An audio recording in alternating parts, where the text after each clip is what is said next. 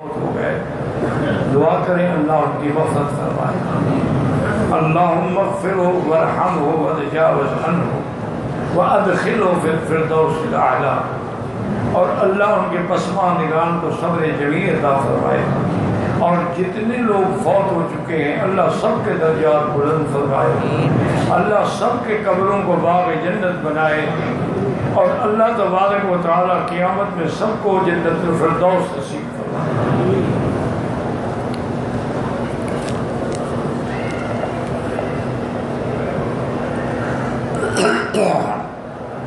آج کے دور کے معاشرتی مسائل پر اسلامی تعلیمات سے ہمیں کیا، مجھے خود پتہ نہیں آپ کے معاشرتی مسائل سے کیا مراد ہے۔ جب مجھے اس کی سمجھ نہیں ہوگی تو میں کیا بتاؤں گا۔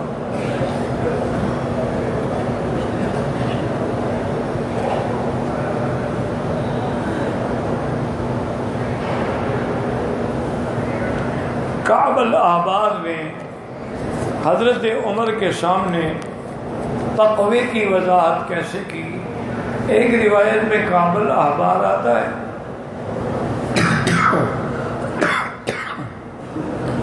اور ایک روایت میں حضرت ابی بن کعب آتی کہ امیر المومنین حضرت عمر نے ان سے پوچھا کہ اللہ ہمیں حکم دیتے ہیں واتقوا اللہ واتقوا اللہ واتقوا اللہ، اللہ سے ڈرو، اللہ سے ڈرو، تقوی اختیار کرو، ان اکرمکم عند اللہ۔ یہ تقوی ہے کیا چیز؟ تقوی کا معنی کیا ہے؟ تو انہوں نے ایک مثال سے سمجھایا۔ انہوں نے کہا کہ حضرت اگر ایک راستے میں آپ جا رہے ہیں اور بالکل چھوٹا راستہ ہے جس پہ صرف قدم رکھ سکتے، کیچڑ ہے، پھسلن ہے، کانٹے ہیں، آگے گھاٹیاں ہیں، گرنے کا خطرہ ہے، جب ایسے راستے پر چلنا ہو تو آپ کیا کرتے ہیں؟ اگر میں شمر و سیابی میں اپنے کپڑوں کو اوپر باندھ لیتا ہوں اور آنکھیں راستے پہ رکھتا ہوں، ایک ایک قدم اٹھاتا ہوں تاکہ میں خیریت سے میں یہی تقویٰ ہے کہ جب آدمی گناہوں سے بچنے کی کوشش کرتا ہے اور گناہوں سے اور شیاطین سے اور ان کے شر سے اپنے آپ کو بچا کے لے جاتا ہے، یہی تقویٰ ہے۔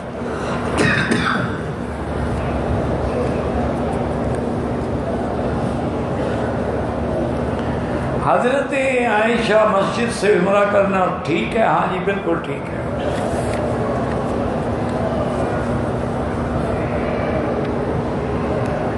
حرم شریف میں بہت زیادہ لوگ دیکھا ہے نمازیوں کے سامنے پھرتے ہیں۔ بہرحال اصول یہ ہے کہ نمازی کے آگے حرم ہو یا غیر حرم نہیں گزرنا چاہیے، لیکن یہاں اس لیے کچھ گنجائش ہے کہ سجدے کی جگہ سے دور ہو کے گزر جائیں، چونکہ لاکھوں لوگ ہیں۔ اگر آرام آرام سے نکلیں تو انشاءاللہ عشاء والے فجر کو نکلیں گے۔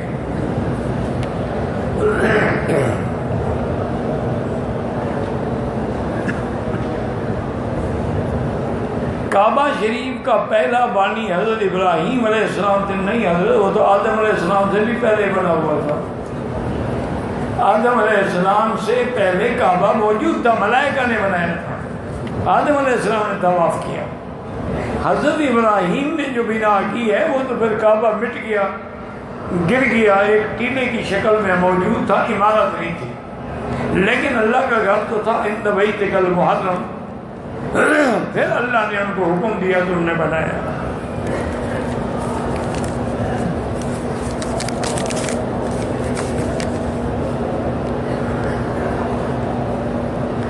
کہتے ہیں جی کہ عقیقہ اگر کرنا ہو، گائے یا بھینس میں 7 بکریاں ہوتی ہیں تو 3 لڑکے اور 1 لڑکی کا ہو جائے گا؟ ہاں جی ہو جائے گا، لیکن بہتر یہی ہوتا ہے کہ لڑکے کے لیے 2 بکرے اور لڑکی کے لیے 1، وہ ذبح کریں، گائے بھینس کے چکر میں نہ پڑے۔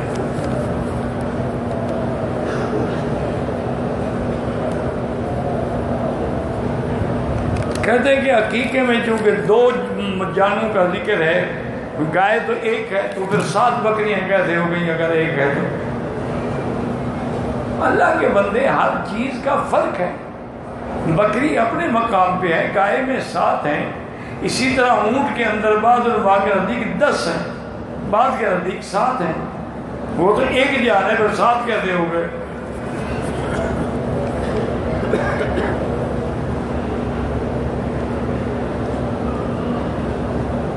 عبداللہ، پتہ نہیں آپ نے کیا لکھا ہے. عبداللہ ابن مبارک کے بارے میں تھوڑا سا بتائیں. کیا بتائیں جناب؟ وہ بہت بڑے امیر المومنین تھے فی الحدیث. اللہ نے ان کے رتبے اور راتبے بلند کیے تھے. میں ان کی کوئی ہسٹری تو بیان نہیں کر رہا کہ ان کے بارے میں بتاؤں.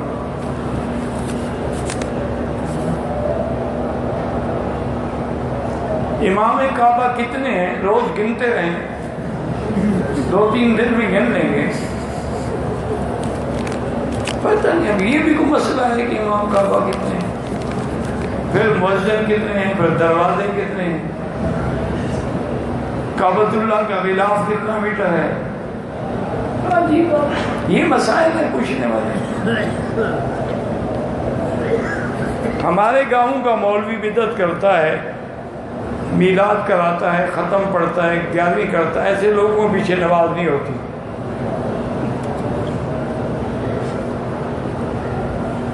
صحابہ تو مسجد نبی میں پڑھتے رہے ہیں.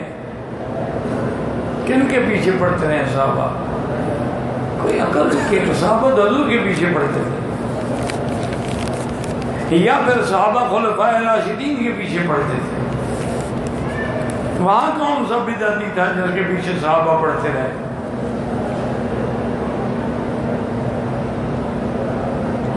کیا عشاء کو مسجد سے احرام باندھ کر نیت کر کے آئیں تو عمرہ ہو جائے گا؟ کون سی مسجد؟ اچھا عشاء نہیں، عائشہ مسجد کو عشاء لکھا ہے. ہاں جی عمرہ ہو جائے گا. کہتے جی تبلیغی جماعت میں ایک بات کہ نبیوں والا کام ہے، بالکل ٹھیک ہے. تو تمام انبیاء کو اللہ نے دنیا میں کیوں بھیجا ہے؟ کہ دین کی تبلیغ کریں. وہ ٹھیک تو کہتے ہیں. اوکے، اللہ نے حضور کو کیوں بھیجا ہے؟ یا ایھا الرسول بلغ ما انزل الیک من ربک فإن لم تفعل فما بلغت رسالتہ. حضور نے اپنی امت کو کیا حکم دیا؟ بلغوا انی ولو آیۃ، ایک آیت بھی ہو پہنچاؤ.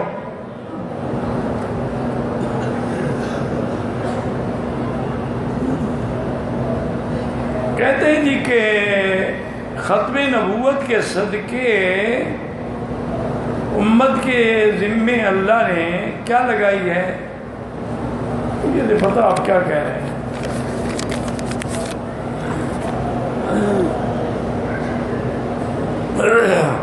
کہتے ہیں بعض وہابی کہتے ہیں بھینس کی قربانی نہیں ہو سکتی،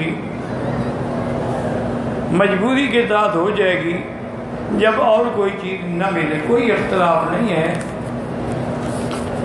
آپ کے پاس جو وہابی کہتے ہیں نہیں ہوتی، ان سے پوچھیں بھینس کی قربانی کیوں نہیں ہوتی؟ کیا وہ حلال نہیں ہے؟ کیا اس میں 7 حصے نہیں ہیں؟ حضور کے زمانے میں نہیں تھی اس لیے ذبح نہیں ہوگی. حضور نے تو پھر گائے بھی ذبح نہیں کی، حضور نے تو 100 اونٹ ذبح کیا. تو تم بھی اپنے ملکوں میں قربانی میں صرف اونٹ ذبح کیا کرو نا. بس بیٹھے رہتے ہیں، مسئلے بڑھاتے رہتے ہیں. کہتے ہیں جی کہ شیطان حرم میں آ سکتا ہے، آپ آئے ہوئے نہیں ہیں. نہیں، آپ نہیں آئے ہوئے جناب. ہم قائل رہیں گے آپ آئے ہوئے ہیں. کیوں نہیں آ سکتا ہے؟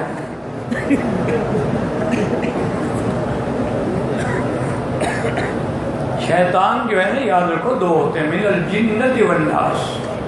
جنوں سے بھی ہوتے ہیں، انسانوں سے بھی. تو بہرحال یہاں تو خود بڑا شیطان کام کرتا ہے. باقی جگہوں پر تو اس کے چھوٹے چھوٹے بچے پہنچتے ہیں، کیونکہ یہ مرکز ہدایت ہے. یہاں آنے کے بعد کسی کو گمراہ کرنا کوئی آسان بات تو نہیں ہے. اس لیے یہاں تو خود زور لگاتا ہے. تو اسی لیے ہمیں حکم ہے کہ اعوذ باللہ من الشیطان الرجیم. اسی لیے ہمیں حکم ہے کہ مسجد سے نکلیں تو یہ بھی دعا کریں کہ اللہم اعصمنی من الشیطان الرجیم. اللہ ہمیں شیطان کے حملے سے محفوظ فرما۔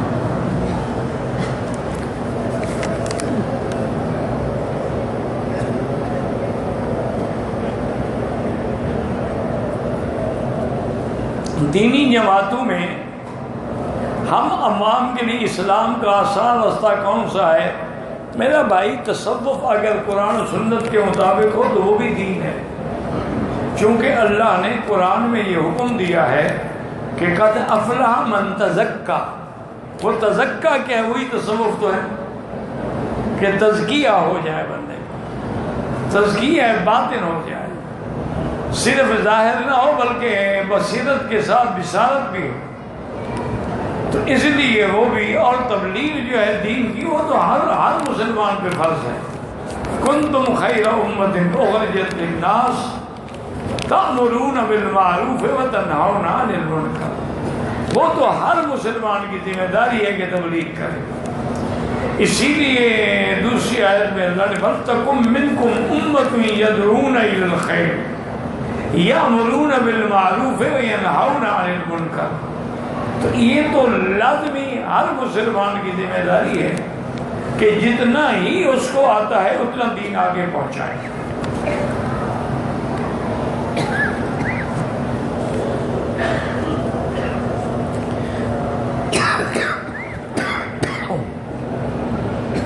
لا حول ولا قوة۔ مطاف میں جانے کے لیے جھوٹا اعلان باندھنا جائز نہیں ہے۔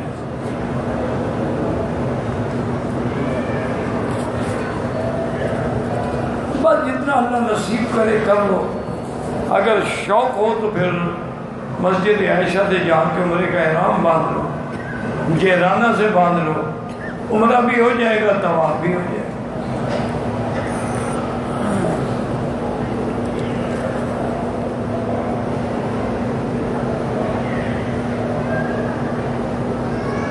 کہتے ہیں جی کہ اگر سنت پڑھ رہا تھا تو سورۃ والناس جو آخری سورت ہے وہ میں نے پڑھ لی، اب دوسری رکعت میں کیا پڑھوں؟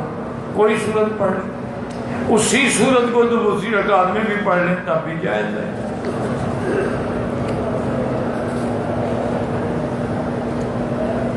ہمارا گروپ عمرے پہ آیا ہے، کچھ نوجوان عورتیں ہوٹل سے احرام باندھے اور بغیر مطاف جا کر طواف کرتے ہیں، کچھ اوپر والے حصے میں طواف کرتے ہیں۔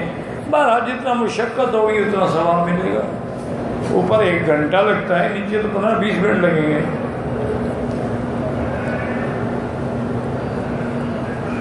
چند بہنوں کا ایک بھائی ہے، اس نے بہنوں کو پورا حصہ نہیں دیا، کچھ رقم دی ہے، بقیہ حصہ بہنوں نے خوشی سے معاف کر، اگر معاف کر دیا تو ٹھیک ہے، معاف نہیں کیا ہے تو پھر قیامت میں دے گا۔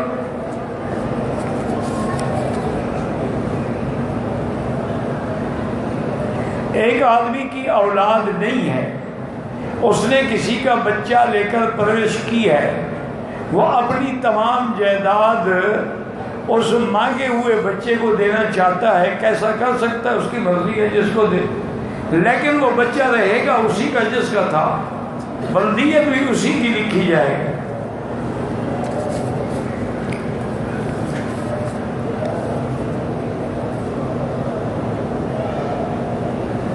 اگر ایک آدمی نے عمرے کے دوران طواف کے بعد اور سعی سے پہلے حتیم میں جا کے 2 رکعت پڑھی، کوئی حاجت نہیں، طواف کے بعد پڑھ سکتے ہیں۔ ریاکاری سے کیسے چھٹکارا ملے؟ استغفار کریں اور جو عبادت یا ذکر کر رہے ہیں وہ کرتے رہیں، اس کا کرتے کرتے ریا ختم ہو جاتا ہے، پھر خلوص پیدا ہو جاتا ہے۔ زندہ شخص کے لیے طواف کی ضرورت نہیں، اگر معذور ہے الگ بات ہے، ورنہ اپنے لیے کر کے ان کے لیے دعا کریں، اللہ ان کو ثواب دے۔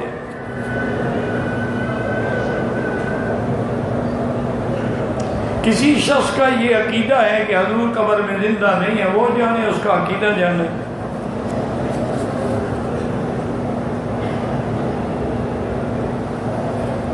کہتے جی کہ باقی علاقے میں جمعہ پڑھنا جائز ہے؟ جو شہر سے 6 کلومیٹر دور ہے، دیہاتی علاقے میں 10 سال سے جمعہ ہو رہا ہے۔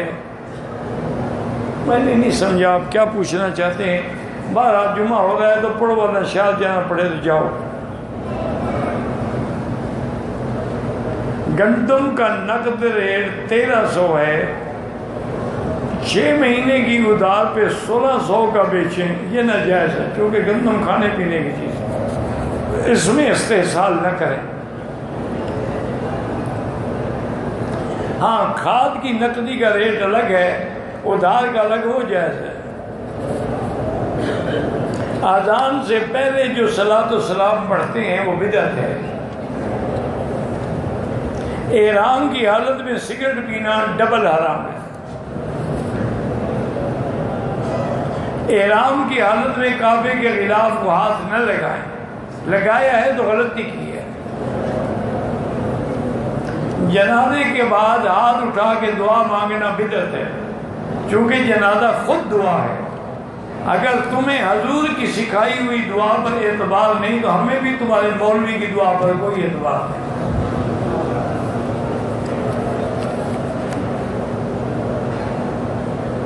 کہتے جی کہ مقام جیرانہ پر جو قبریں ہیں وہ صحابہ کی، اللہ عالم۔ قبریں تو آپ ڈھونڈنے جاتے ہیں، ہم تو کبھی نہیں گئے قبریں ڈھونڈنے۔ میں جیرانہ 100 دفعہ گیا ہوں گا، مجھے پتہ ہی نہیں کہ قبریں ہیں وہاں، کوئی ضرورت ہی نہیں ہے قبریں ڈھونڈوں۔ ان کا قبر کے بغیر گزارا نہیں، کعبہ مل جائے تب بھی قبر ہونی چاہیے۔ عادت ہے نا، ساری زندگی جو قبروں پہ گزر گئی بیچاروں کی۔ اب تو توبہ کرو، اب تو خدا نے اپنا گھر دکھا دیا ہے۔ طواف کر رہا تھا، طواف کے دوران ظہر کا وقت ہو گیا، میں نے 4 سنت نہیں پڑھی۔ طواف کے بعد ٹھیک ہے، کوئی بات نہیں پڑھی، جماعت میں مل جاؤ، بعد میں پڑھ لو، کوئی مسئلہ نہیں ہے۔ بہرحال بغیر احرام اس لیے منع کرتے ہیں کہ وہاں کام ہو رہا ہے، اگر سب کو اجازت دے دیں تو کام نہیں کر سکیں گے، اور رمضان سے پہلے پہلے انشاءاللہ انہیں مکمل کرنا ہے۔ کیسے مکمل ہوگا؟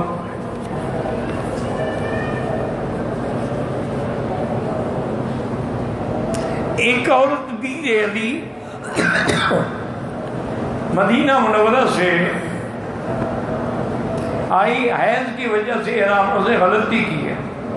جب حیض سے پاک ہو جائے فوراً مدینہ جائے یا طائف سے جا کے احرام باندھ کے عمرہ کرے، ورنہ اس کو دم دینی پڑے۔ حیض میں عورت نیت کر سکتی ہے، لبیک پڑھ سکتی ہے، آپ نیت کر کے آ جاتی ہیں اور ہوٹل میں بیٹھی، جب پاک ہوتی جا کے عمرہ کر لیتی۔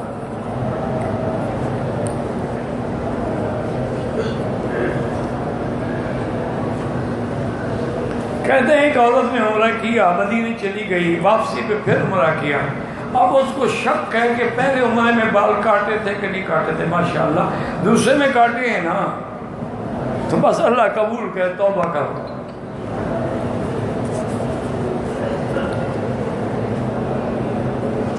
ایک آدمی نے عمرہ کیا، طواف کے 3 چکر کے بعد حتیم میں چلا گیا، نفل پڑھے، نہیں عمرہ نہیں ہوتا، وہ طواف ہی نہیں ہوا، عمرہ کیسے ہوگا؟ دوبارہ وہ طواف دہرائے نیت کر کے، جو میں نے غلطی کی ہے اللہ اس کے بدلے میں طواف کر رہا ہوں۔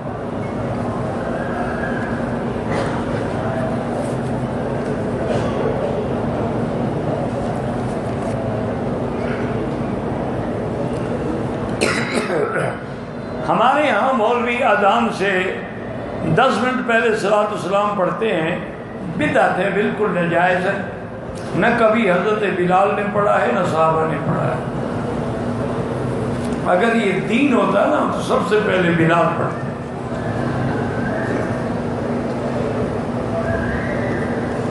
عمرے کے تمام رکن ادا کیا، آخر میں اپنے سر کا چوتھائی کا حلق کیا، ٹھیک ہے، غسل نہیں کیا، کوئی ضروری نہیں بعد میں غسل، آخر میں خود کینچی سے اپنے سر کا حلق کیا، ٹھیک ہے۔ عمرے کی حالت میں ایک دوسرے کا اگر ہم حلق کریں وہ بھی جائز ہے۔ دم پڑ جائے دم مکے میں ادا ہوتی ہے، یہاں منڈیاں موجود ہیں، خود وہاں بکرا بکری لے کے ذبح کر لیا، یہاں سامنے آپ جاتے ہیں نا جہاں KFC لکھا ہوا اسی منزل پہ باقاعدہ ایک دفتر ہے، اس میں پیسے دے دیں وہ دم کر دیں۔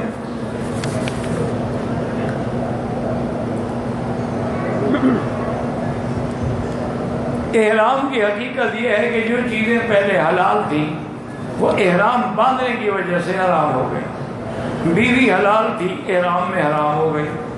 ناخن کٹانے، حجامت بنانی حلال تھی، احرام کی وجہ سے حرام ہو گئی، تاکہ حرم کے احترام کے لیے اللہ نے احرام رکھا ہے۔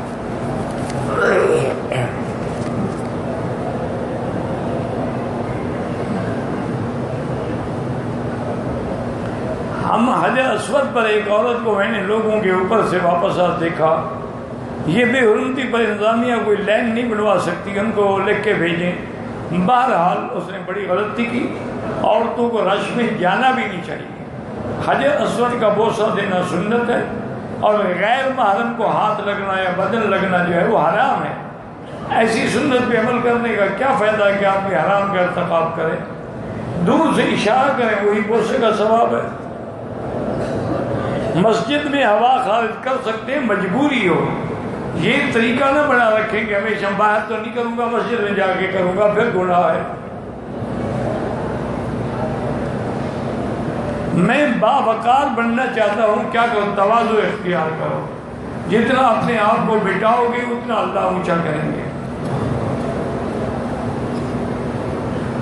کہتے ہیں جی ملتزم سے چمٹنا چاہتا ہوں لیکن رش بہت ہے، تو میں کیا کر سکتا ہوں؟ نہیں، میں آپ کے ساتھ جاؤں۔ اللہ کے بندے جب موقع ملے کر لو، نہ ملے اس تمنا کا اللہ اجر دیں گے۔ میرا قریبی رشتہ دار ہے، مالی حالت ٹھیک نہیں ہے، میں زکوٰۃ دینا چاہتا ہوں تو اس کو نہ بتاؤ نا کہ زکوٰۃ ہے، تم نے نیت کر لی بس اس کو دے دو، اس کو بتا کہ کیوں شرمندہ کرتے ہو۔ احرام کی حالت میں رزق حلال کمانا جائز ہے؟ ہاں جی جائز ہے۔ عمرے کی نیت کے بغیر سفید چادر اوپر ایک نیچے یا کوئی اور طریقہ ہے، بہرحال مقصد ہے کہ احرام عمرے پہ آؤ یا حج پہ آؤ تو کاروبار کرنا بھی جائز ہے۔ یہ تو اللہ کے قرآن میں ہے کہ لا جناح علیکم ان تبتغوا فضلا من ربکم فاذا افضتم من عرفات فاذکروا اللہ عند المسجد المشعر الحرام، کہ کوئی گناہ نہیں اللہ کا رزق کمانا چاہے تم عرفات سے واپس آ رہے ہو، کوئی نہ کوئی چیز بیچ رہے ہو، کوئی حاضر نہیں۔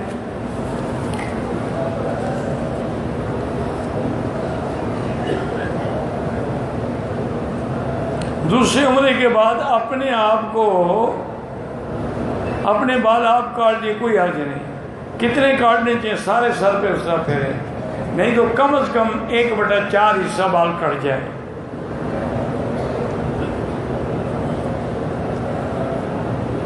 اپنی بیوی یا بہن کوئی اپنا رشتہ، پتہ نہیں کیا لکھا مجھے نہیں سمجھ آیا، ہم 2 بھائی ہیں، گاڑی چلاتے ہیں، میں رات کو دن میں چلاتے ہیں، میں دیر سے آتا ہوں تو وجہ میری ظہر کی نماز قضا، بالکل کام چھوڑ دیں لیکن ظہر کی نماز قضا نہ کریں، یہ کیا ہے؟ کمائی کے لیے وقت لگا سکتے ہو، اللہ کے لیے نہیں لگا سکتے ہو۔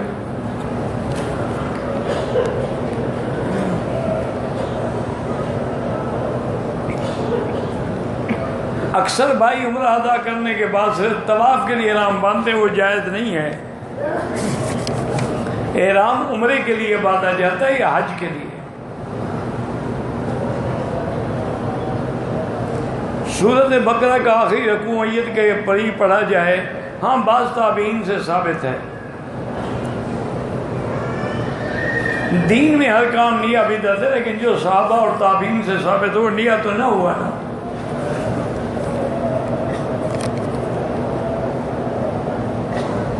میں نمازیں پڑھ نہیں، پتہ نہیں چھوڑ دے، توبہ کرو، نماز نہ چھوڑا کرو، نماز چھوڑنے سے آدمی کافر ہو جاتا ہے۔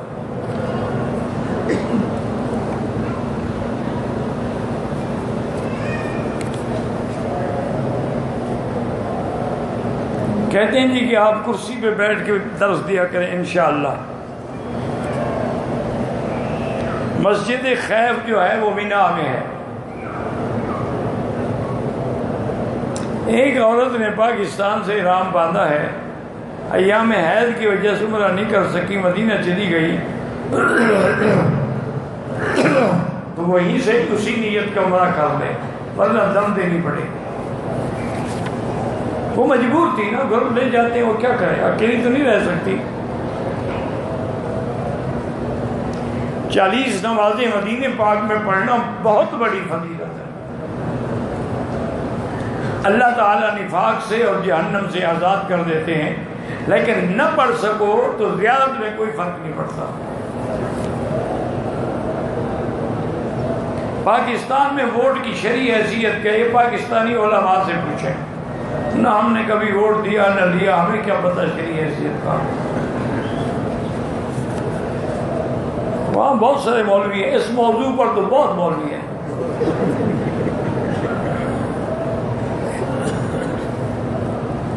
زمزم کا پانی خون بنتا ہے یا پیشاب؟ جو اور پانی بنتا ہے وہی، یہ بھی وہی بنتا ہے، پانی ہے بس۔ شیعہ مسلمان ہیں جو سیدنا صدیق کی صداقت کا اور عائشہ کی عصمت کا، قرآن کی حقانیت کا منکر ہے، وہ کافر ہے۔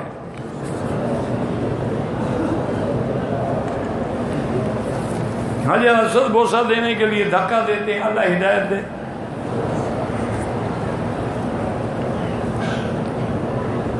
طواف روک کے اپنا کوئی کام کر کے پھر طواف جاری کر دی، پھر اول سے کرنا پڑے گا۔ داڑھی پہ کالا خضاب لگا، کالا نہ لگائیں، باقی کوئی بھی رنگ لگا لیں۔ عمرے کے لیے ہاں جب بھی عمرہ کریں گے تو ہمیشہ بال کٹوانے ہوں گے، بال نہ ہوں تو اسرا پھروانا ہوگا۔ پہلے اسرا پھروا چکے ہیں، پھر بھی اسرا پھروانا ہوگا۔ ائمہ اربعہ کا اتباع ضروری ہے، بالکل ضروری ہے، بلکہ جس علاقے میں جس امام کی فقہ ہے، کتابیں، علماء، اس کی اتباع کریں۔ کرامت بعد الموت تو کوئی کرامت نہیں ہوتی، وہ تو زندگی میں ہوتی ہے۔ اولیاء کے ہاتھ پہ ہو تو کرامت ہے، اللہ کے نبی کے ہاتھ پہ ہو تو معجزہ ہے۔ جو داڑھی کٹواتے ہیں وہ اس کو امام نہ بنائیں۔ یہ ٹھنڈا ہو گیا بھائی۔ طواف کے دوران، طواف کرنے کے بعد صفا مروہ کیا تو شک ہوا کہ 6 چکر ہوئے یا 7، ہو گیا عمرہ الحمدللہ، زیادہ شک بھی نہ کرو۔ اللہم صلی علی سیدنا محمد وعلی آل سیدنا محمد مبارک وسلم۔ اللہم انت ربی لا الہ الا انت الاحد الصمد الفرد الذی لم یلد ولم یولد ولم یکن له کفوا احد۔ اللہم انا نسألک باسمائک الحسنی وصفاتک العلی، اللہم فرج ہم المہمومین، نفس کرب المکروبین، واقض الدین عن المدینین، واشفنا واشف مرضانا ومرضى المسلمین۔ یا اللہ بیماروں کو شفا عطا فرما، یا اللہ بے حیاؤں کو حیا عطا فرما، یا اللہ بے اولادوں کو اولاد صالح عطا فرما، یا اللہ جن کے گھروں میں بچیاں ہیں ان کے رشتے آسان فرما، یا اللہ بے روزگاروں کو روزگار عطا فرما، جن کے رزق میں تنگی ہے ان کے رزق میں برکتیں عطا فرما، یا اللہ اپنے خزانہ غیب سے رزق کے دروازے کھول دے، دادم حیات کسی بندے کا محتاج نہ فرما۔ یا الہ العالمین، مسلمان فلسطین میں ہیں، کشمیر میں ہیں، شام میں ہیں، اگر برما میں ہیں، روہنگیا میں ہیں، عرب میں ہیں، عجم میں ہیں، ان کے جان مال آبرو عزت کی حفاظت فرما۔ یا اللہ بلاد اسلامیہ کی حفاظت فرما، یا اللہ مشاعر اسلامیہ کی حفاظت فرما، یا اللہ حرمین الشریفین کی قیامت تک حفاظت فرما، یا اللہ پاکستان کی حفاظت فرما، یا ارحم الراحمین، یا اکرم الاکرمین، لا تجعلنا من القانتین ولا تردنا عن بابک خائبین، وصلی اللہ تعالی علی خیر خلقہ سیدنا محمد وعلی آلہ وصحبہ اجمعین۔ اللہم صلی علی سیدنا محمد وبارک وسلم۔